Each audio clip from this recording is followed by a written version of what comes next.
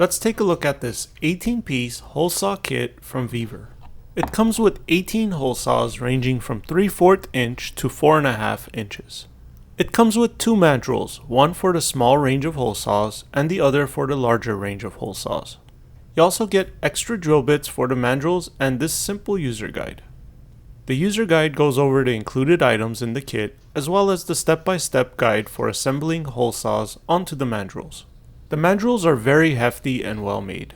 It's got a quick change design, allowing you to lock in hole saws by sliding up the locking collar. For the smaller hole saws, you simply screw them onto the mandrel like this. However, for the larger ones, you start off screwing them onto the mandrel, and then you slide up the locking collar. This inserts two thick metal pins into the bottom of the hole saw, locking it into place. These hole saws can be used to drill deep into wood, plastic, iron plates, PVC, fiberglass, drywall, and other similar materials. Thanks for watching.